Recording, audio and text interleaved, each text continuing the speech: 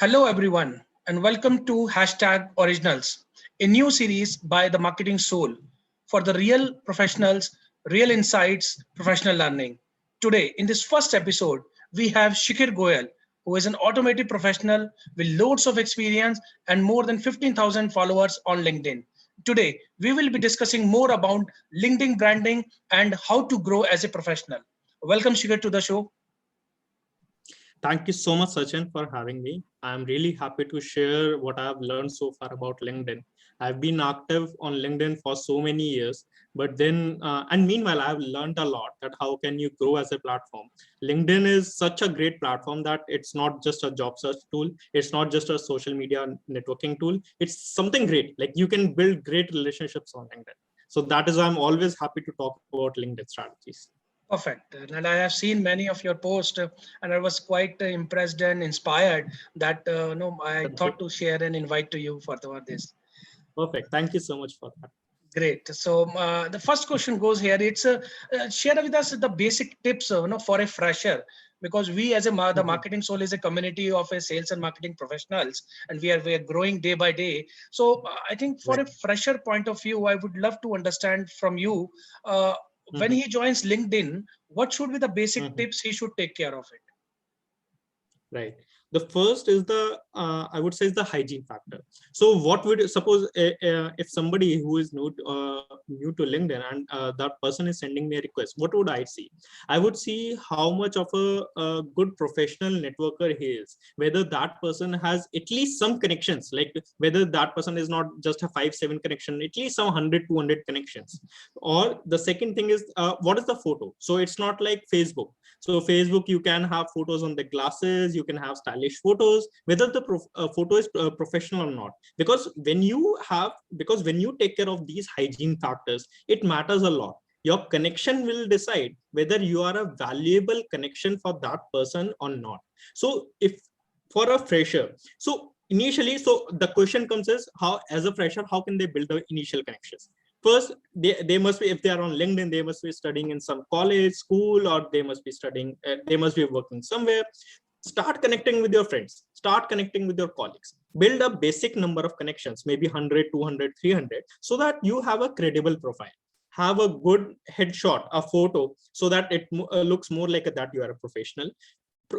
Have proper headline, what are you doing, so that when you send a request to someone, somebody sees you as a professional, not somebody as a newbie on a new platform who does not know why that person is sending me the request. So in summary, what I would say, as a fresher, the first point is take care of the hygiene factors. That's right. That's right. Absolutely. Hygiene is important, and these shabby photos, of course, does not go well. That's, you're absolutely right. Yeah. So this brings me to the another aspect. When we built up connections, maybe 1,000, 2,000, 5,000, but bringing likes and engagement is not an easy task. So how to build the followers, or rather, I should frame it like how to bring the real engagement with the followers. Right. And I think you have asked me the question at the perfect day. Yesterday, my post got, I think, 80,000 views and around more than 1,000 likes. So it went like crazy. So first thing is let's go step by step. The first step you did was you built a basic number of connections. So on 200 connections, you can't expect your post to have 1,000 likes or 500 likes or 300 likes. You have to build a network. You have to build a kind of a following so that people can even view your piece. So the whole idea is that to grow the network first, then expect that you will get followers or you will get likes. And so growing the network, you can do one thing. You can comment on other people posts. What I mean by placing a comment is that place a meaningful comment. Don't place something like, okay, I agree with you, sir, that's it. Don't just say that. Add a point, add a value to that post, so that that person feels that, okay, this person might be of interest if we both connect. So that person might send you a request, and the other connections that person has, they will also see your comment. And then your followership will increase. When your followership increases, then automatically your post reach will also increase. So I can totally say that right now I have 15,000 followers. So when I had 2,000 followers, 3,000 followers, my post reach was less because I had less network. Now I have a bigger network, my post reach is more. So the whole idea is to get more and more, make your network big, so that you get more followers and your post reach and all. And likes, if you are like, never make a post thinking that my post will go viral. This is the biggest mistake people will do. So going viral or not, it depends on whether people relate to it or not. Just make your best effort putting it the right kind of content. Right, right. So apart from followers, so what else you would advise? For the likes and for the likes on the post. Absolutely. Okay, so yeah, here comes the content strategy. So if you suppose how we see a content matters a lot, whether it's readable or not. Suppose, for example, if somebody puts a long paragraph in their LinkedIn post, would you have time to read that? Or maybe you will just ignore that post. You will just scroll your feed, right? But if that post is properly structured, that post creates a curiosity in you by answering, making your life easy, adding a value. If my post is making your life easy, if my post is adding a value to your life, then definitely you would read that post. So in that case, the content, the structure of the post matters a lot. Whether you, so first the structure, like it should be single line. The first, like it should not be too text heavy. You can include some images and all. So first the structure. The second is the relatable content, where if your audience is, suppose your audience is mostly marketeers, but then you are uploading about oil and gas. Suppose you are uploading the news from the oil and gas, your content is not relatable to the network. So the whole idea is to post such kind of content which can be relatable with your network. So first thing is the structure, second is the relatable content. Then if both things are fine, then definitely you will get more and more likes on the post. That's right. That's right. And how about using the hashtag strategy while building? So hashtag strategy is different on different platforms. So on Instagram and Facebook, the more the number of hashtag you use, the more basically the more reach you have. But on LinkedIn, what I have learned, and like I've kind of learned how the LinkedIn algorithm works. Maybe Reid Hoffman is listening to it, and I have kind of learned how LinkedIn algorithm works. If you have more than 3 to 4 hashtags, LinkedIn will not promote your post. Because LinkedIn sees that your post does not have a clear-cut direction. So as per LinkedIn, 3 or 4 hashtags are enough to give a specific direction to your post. Suppose your post is about motivation. So hashtag you can use Monday motivation, motivational, leadership, inspirational. That's it. Just 3 or 4. And they're giving a direction to the post that it is an inspirational and motivational post. But then you are also using posts like hashtag marketing, hashtag strategy, hashtag this, hashtag that. But then it means that your post has no direction. You're just targeting different people. LinkedIn is very smart. So have 3 to 4 right kind of hashtags. And one of the important thing about hashtag is, like on Facebook and Instagram, people post hashtags in the end usually. But if you put hashtag in the middle, suppose the word marketing is coming in the middle of the post, then hashtag marketing in the middle instead of placing it in the end. That, like, these are small things, but it matters a lot in increasing the reach of the post.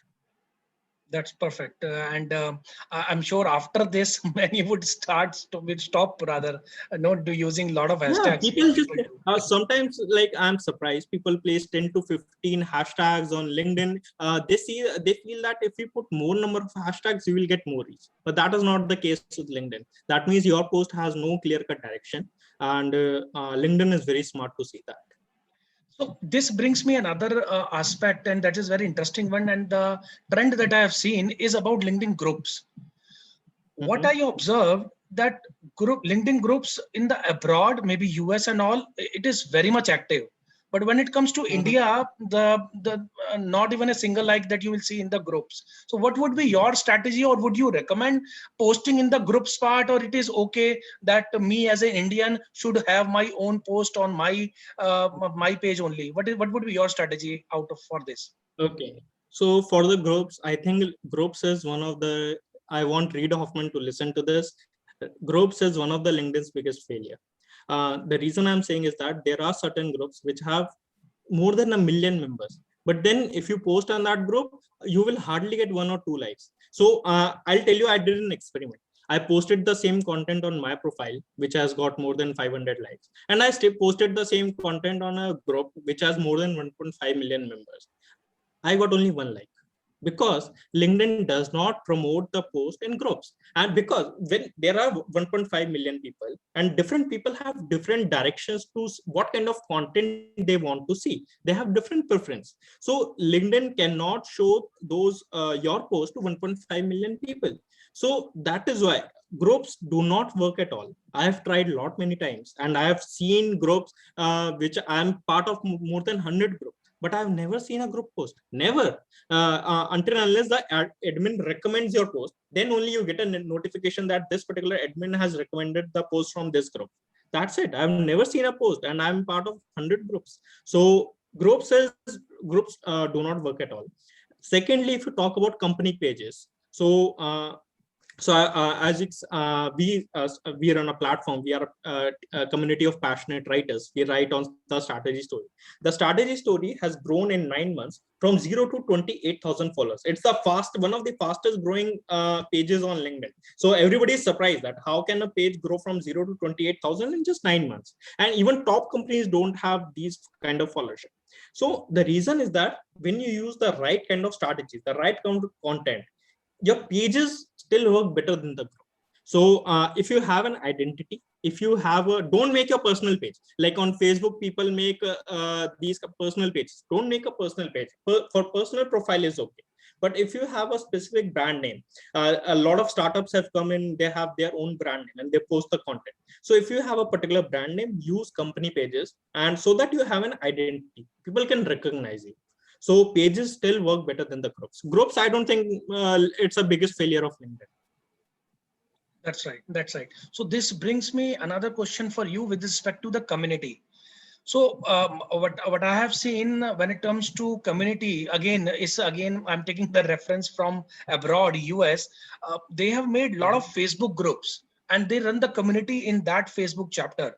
So in India, for a community like us, we are the passionate marketers. What would be your recommended aspect so that we are more engaged without someone sharing their mobile numbers and all? We are not interested, but we want a community to learn, network, and grow. So how the agenda should be formed, according to you? Okay. Yeah. So community, as I told you, group will not work. And even if you post, there is no assurance that everybody in the community will see. So how you can work is you can make a LinkedIn chat of all the people. Suppose you have 200 people in a community, make a common chat, or make even a WhatsApp group or Telegram group. Then whatever you post on LinkedIn, you can post. Suppose, for example, I'll take the example of Telegram. Suppose you are 200 people, you have created a Telegram group, and everybody who is posting something on their LinkedIn, they post their LinkedIn post link on their Telegram group, so that everybody in the community is aware what the other person has written. And the advantage of the community is that then everybody can go from that community and like that post. So because when more and more people like that post, read that post, the more the reach, they increase the reach of their post, right? So the best way is make a WhatsApp group or make a Telegram group, then post your LinkedIn link, kind of post link on that particular group, so that entire community can see. Because there is no way on LinkedIn you can assure that if you post, the entire community will see. But if you post on WhatsApp or Telegram, they will see. So the best way of running the community is through another platform, but posting the content on LinkedIn. That's right. That's right. That's perfectly, in fact, mentioned. So let's take the discussion forward towards more about business. So now I'm taking it towards how to grow as a professional, which was our second topic for the discussion. So first 5 years are very crucial in corporate life, right? So what would be your trip to grow as a professional? So I'll tell you, the times have a bit changed. So basically, few years ago, in India, it was like even if you're a jack of all trades, master of none, you will be hired by the companies, because companies were not very even digital marketing. Even the digital world was not that developed. Right, everybody was still exploring. So even companies were open to hiring non-digital marketer or non-digital person, and they would teach them.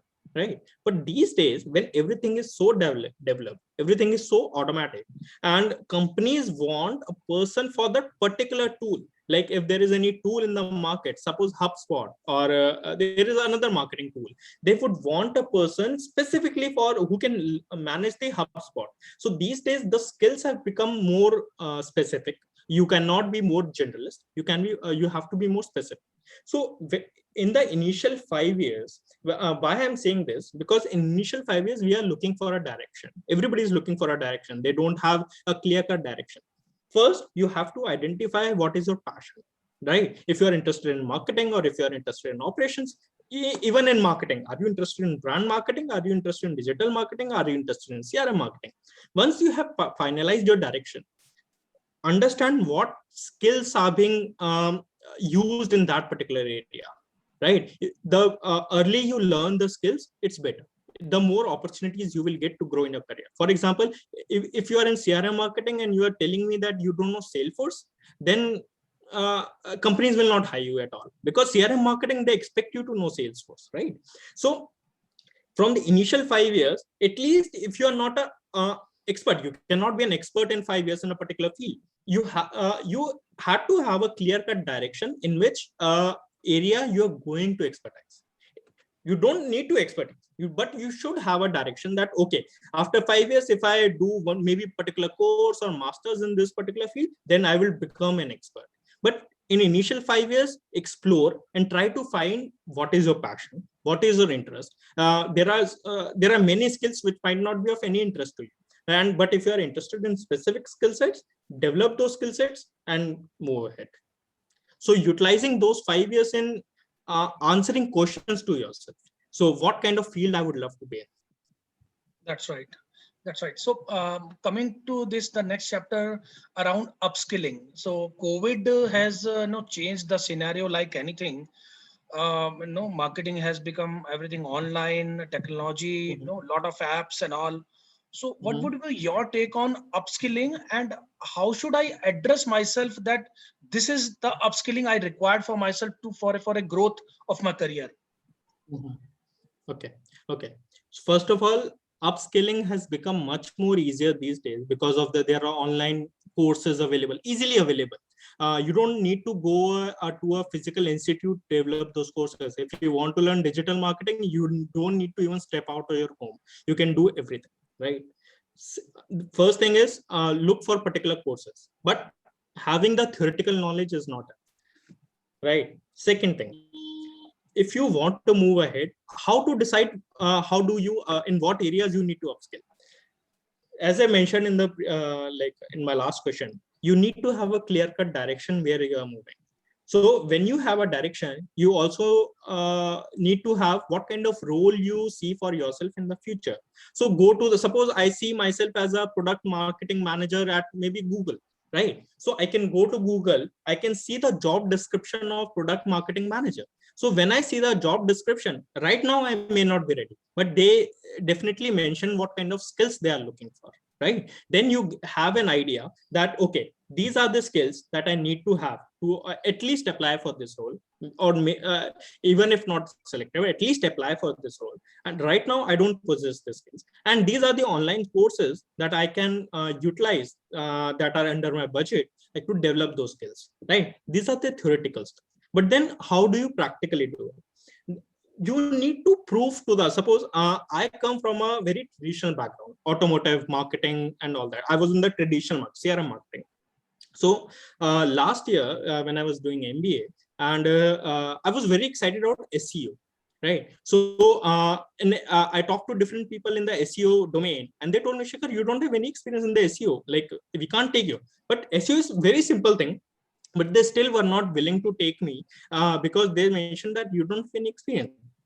So last year when I started my own content platform, and now the articles of the strategy story, they are coming on number one on Google for certain keywords, right? Our monthly search traffic, Google search traffic is growing by 50% month on month. So see, I have demonstrated that even though till last year, till last September, I did not know what is the full form of SEO. And now I know how to make my article SEO friendly. I can make any article rank on Google in just 1 or 2 months, right? So I demonstrated it, right? So you need to, when you upskill, so upskill first, get the theoretical knowledge, then do the practical knowledge so that you can tell your future employer that, look, I upskilled myself and this is how I've proven it.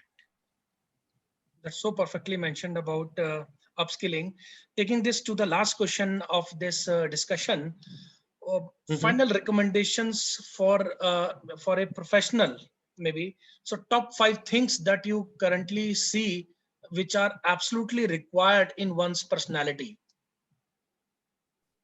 That's a very difficult question, because the reason is that uh, actually, like what I'll say is that there are no common 5 things for any individual.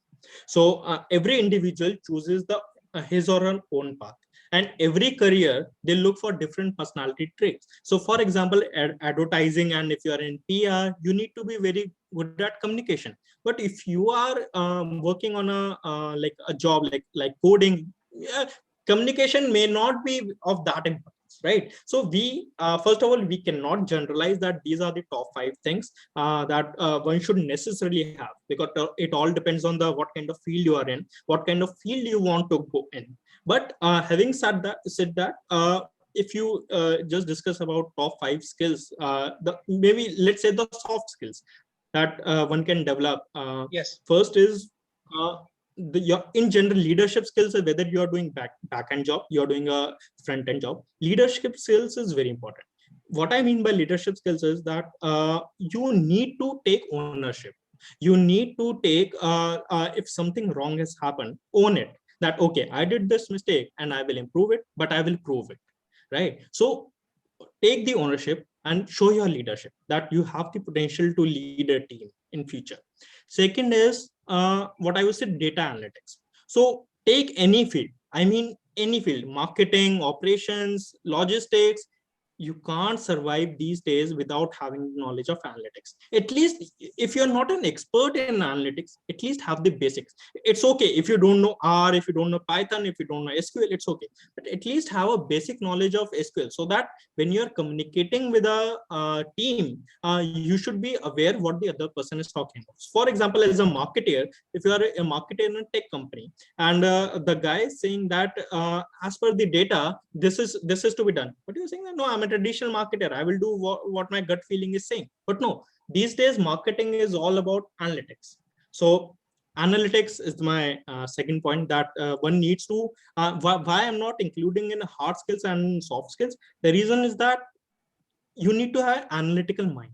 I did not put in hard skills. The reason is because I'm not saying I'm not telling you to learn hard skills of Python and R. I want to have an analytical frame of mind.